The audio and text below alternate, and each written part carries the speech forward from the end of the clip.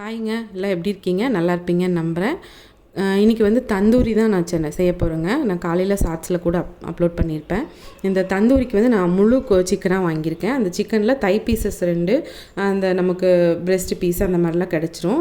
பெரிய சைஸாக கட் பண்ணி வாங்கினீங்கன்னா தந்தூரி பண்ணுறதுக்கு சூப்பராக இருக்குங்க. அது வந்து நம்ம வாங்கிட்டு வந்துட்டு டீப் கட் போட்டு நல்லா ஒரு ஷார்ப்பான கத்தி வச்சு கொஞ்சம் கவனமாக பண்ணுங்கள். டீப் கட்டு பண்ணிக்கோங்க. அதில் வந்து நான் முழு கோழிங்கிறனால 2 லெமனை ஸ்க்வீஸ் பண்ணி விட்டுட்டு உப்பு போடுறேன். அதுக்கு ஒரு அளவுக்கு உப்பு பிடிக்கணுங்கிறக்காக உப்பு போட்டு ஒரு அரை மணி நேரத்துலேருந்து 1 மணி நேரம் இதை தனியாக எடுத்து வச்சுருங்க. ஃப்ரிட்ஜில் கூட வைக்கலாம். நம்ம மேரினேட் பண்ணிவிட்டு கூட நம்ம திருப்பி ஃப்ரிட்ஜில் வைக்கலாம்.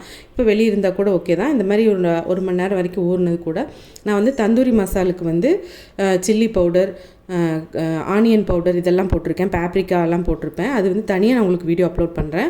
அந்த தந்தூரிக்குன்னு தனியாக பண்ண பவுடர் கூட காஷ்மீரி சில்லி கலருக்காக போடுறேன். நான் வந்து மேக்ஸிமம் முடிஞ்ச வரைக்கும் நான் அந்த ஃபுட் கலர்ஸ் வந்து ஆட் பண்ணுறது இல்லைங்க.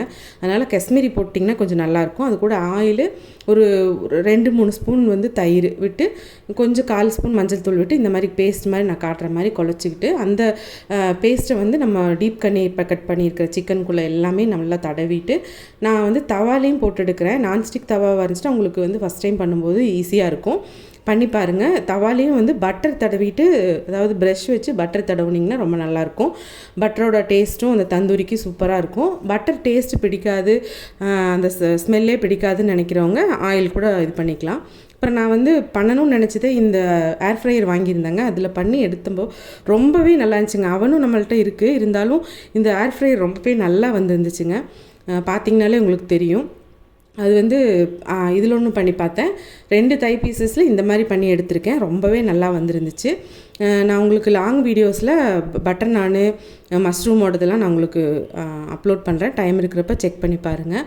அதே மாதிரி இந்த ரெசிப்பியில் வந்து தந்தூரி வந்து நம்ம கடையில் வாங்கி கொடுத்து குழந்தைங்களுக்கு வந்து ஹெல்தி இல்லாமல் போயிடும். அதனால தான் வீட்டில் செஞ்சு கொடுங்க. நம்ம சேனல் பிடிச்சிருந்தால் லைக் பண்ணுங்கள், ஷேர் பண்ணுங்கள், கமெண்ட் பண்ணுங்கள். தேங்க்யூ.